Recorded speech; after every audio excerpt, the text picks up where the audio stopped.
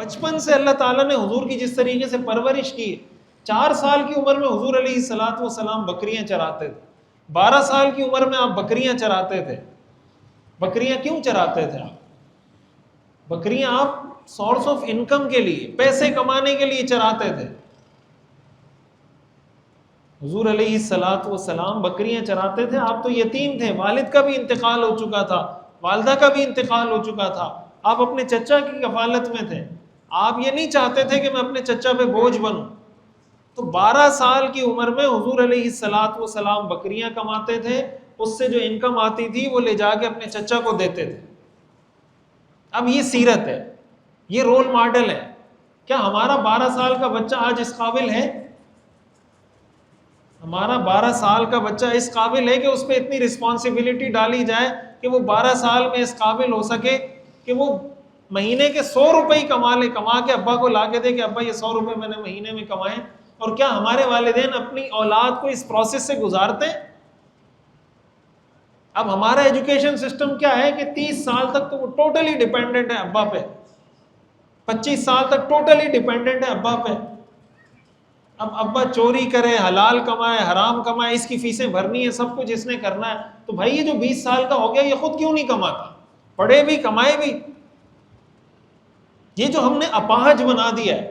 اب مثال کے طور پر ایک ہمارا 25 سال کا نوجوان یا 20 سال کا نوجوان مثال کے طور پر وہ BBA کر رہا ہے یا MBA کر رہا ہے، اب اگر وہ یہ سمجھتا ہے کہ یار میں نہیں کما سکتا، وہ نہیں کما رہا، تو کیا 20 سال کا نوجوان اگر یہ سمجھے کہ میں نہیں کما سکتا تو وہ صحیح سمجھ رہا ہے، غلط سمجھ رہا ہے؟ غلط سمجھ رہا ہے نا۔ 20 سال کا نوجوان جو پڑھا لکھا نوجوان ہے وہ کما سکتا ہے یا نہیں کما سکتا؟ لیکن اس نے یہ ازیوم کیا ہوا ہے کہ میں نہیں کما سکتا، اور یہ کیوں اس نے کیا ہے؟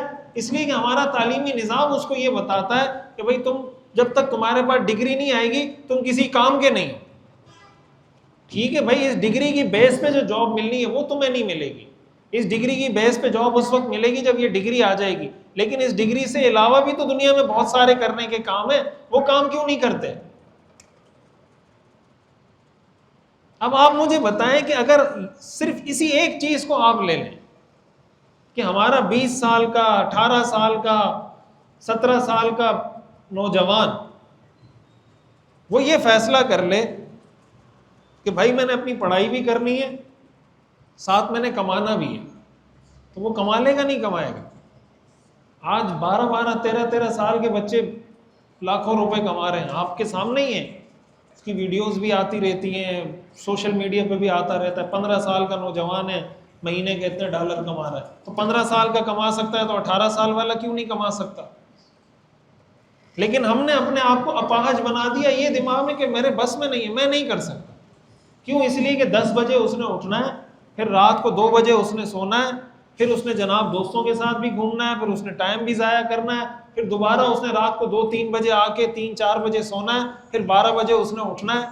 تو ظاہر ہے جب یہ روٹین ہوگی تو کہاں سے کام کرے گا؟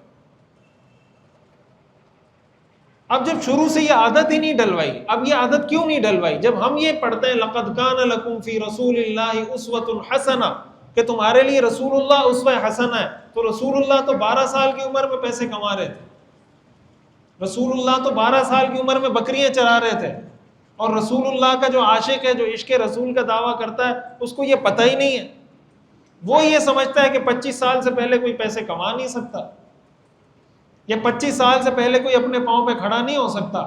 آپ جانتے ہیں حضور علیہ الصلوۃ والسلام نے جو شام کا سفر کیا تھا، حضرت خدیجہ رضی اللہ تعالی عنہا کے ساتھ جو آپ کا تجارتی معاہدہ ہوا تھا، حضرت خدیجہ رضی اللہ تعالی عنہ کی انویسٹمنٹ تھی، حضور علیہ الصلوۃ والسلام کام کر رہے تھے،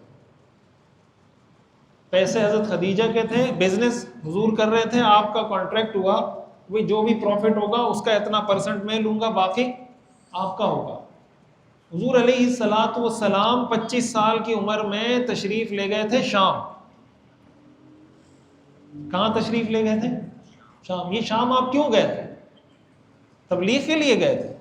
25 سال کی عمر میں آپ کو تو نبوت 40 سال میں ملی ہے نا، تو تبلیغ کے لیے تو 40 سال بعد ہی جائیں گے نا۔ 25 سال کی عمر میں کہاں کس لیے گئے تھے؟ تجارت کے لیے گئے تھے۔ 25 سال کی عمر میں آپ ابھی جا کے گوگل پہ جا کے ذرا سرچ کریں کہ مکہ کا اور شام کا ڈسٹینس کتنا ہے. آج آپ اگر ہوائی جہاز میں جائیں گے تو آپ کو کتنا وقت لگے گا مکہ سے شام جاتے ہوئے؟ کوئی 2000 کلومیٹر سے بھی زیادہ کا فاصلہ ہوگا. پھر دوسرا ملک ہے. حضور علیہ الصلوۃ والسلام جب شام گئے ہیں واپسی پر جب آپ تشریف لائے ہیں، حضرت خدیجہ یہ فرماتی ہیں کہ عام طور سے مجھے جتنا پروفٹ ہوتا تھا حضور علیہ الصلوۃ والسلام اس کا ڈبل پروفٹ کما کے لائے تھے. آپ علیہ الصلوۃ والسلام یعنی اگر ویسے مثال کے طور پر لاکھ پہ 2000 کا پروفٹ ہوتا تھا، حضور علیہ الصلوۃ والسلام لاکھ پہ 4000 کا پروفٹ کما کے لائے تھے. یہ سیرت ہے. اب اس کو آج کی دنیا میں ایکسپورٹ امپورٹ کہتے ہیں. ایسا ہی ہے نا، اس کو کیا کہتے ہیں؟ Export import. کہ آپ اپنی ایل سی کھلوائیں، یہ کریں، فلاں کریں. حضور علیہ الصلوۃ والسلام 25 سال کی عمر میں ایکسپورٹ بھی کر رہے ہیں، امپورٹ بھی کر رہے ہیں. آج ہم اگر ریشو نکالیں کہ ہمارے مسلمان امہ میں، مسلم امہ میں یا پاکستان میں کتنے ایسے 25 سال کے نوجوان ہیں جو اس لیول پہ پہنچ گئے ہیں کہ وہ ایکسپورٹ امپورٹ کر سکتے ہیں؟ میرے خیال سے شاید 1% بھی مشکل سے نکلے، 1% بھی مشکل سے نکلے. تو لقد کان لکم فی رسول اللہ اسوۃ حسنہ، تمہارے لیے رول ماڈل اللہ کے رسول ہیں. تو اللہ کے رسول کا تو پتہ ہی نہیں ہے ہمیں. ہم کہتے ہیں نہیں میں تو کچھ نہیں کر سکتا. تو یہ جو ہم بار بار اپنے آپ کو بے بس ظاہر کر رہے ہیں نا کہ نہیں میں یہ بھی نہیں کر سکتا، ایسا نہیں ہے کہ ہم کچھ نہیں کر سکتے، ہم بہت کچھ کر سکتے ہیں. ہمارا سسٹم ایسا بن گیا ہے، لائف اسٹائل ہمارا ایسا بن گیا ہے کہ اب ہم یہ سمجھتے ہیں کہ ہم نہیں کر سکتے. مثال کے طور پر جو آدمی شوگر کا مریض ہے یا کوئی بھی بیماری ہے، اب اگر آپ اس کو کہیں آپ چینی نہ کھائیں، تو اگر وہ یہ کہے کہ نہیں میں چینی سے پرہیز نہیں کر سکتا، میں میٹھے سے پرہیز نہیں کر سکتا،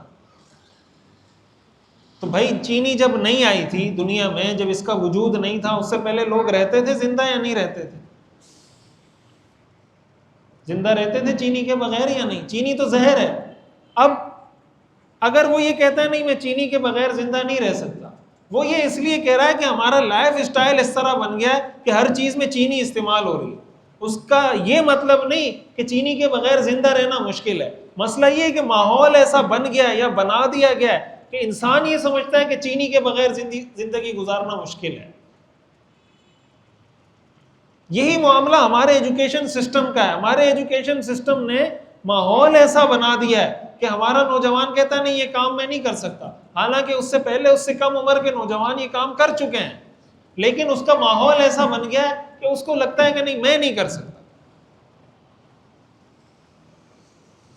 تو قیامت کے دن تو اللہ تعالیٰ یہ سوال کریں گے نا، لا یکلف اللہ نفسا الا وسعہا، کہ تمہیں تو میں نے طاقت دی تھی، تمہیں تو میں نے طاقت دی تھی. وہ کہتے ہیں نا کہ کسی علاقے میں سارے ناک کٹے تھے، ایک ناک والا آ گیا، سب کے ناک کٹے ہوئے تھے، ایک بندہ آ گیا جس کی ناک تھی. اب سارے اس کا مذاق اڑانے لگ گئے، یار اس کی ناک ہے، اس کی ناک ہے، اس کی ناک ہے، اس کی ناک ہے. سارے ناک کٹے، بیچ میں ایک ناک والا، تو اس کا مذاق اڑانے لگ گئے جس کی ناک ہے. تو اب اگر وہ ناک والا یہ کہے کہ یار یہ میرا مذاق اڑا رہے، میں بھی ناک کاٹ دیتا ہوں، تو مذاق اس کو اڑانا چاہیے یا ان کو اڑانا چاہیے؟ جن کے ناک کٹے ہوئے وہ مذاق اڑا رہے ہیں اس کا جس کا ناک ہے، اور جس کا ناک ہے وہ دبک کے بیٹھا ہوا ہے کہ یار میری ناک ہے، ان کو پتہ نہیں چل جائے کہ میری ناک ہے. ہمارا یہ حال ہوا ہے، سب کچھ ہونے کے باوجود دبک کے بیٹھے ہوئے ہیں کہ استطاعت میں ہے، سب کچھ کر سکتے ہیں، نہیں کر رہے، اور زبان سے یہ کہہ رہے ہیں کہ میں کچھ نہیں کر سکتا.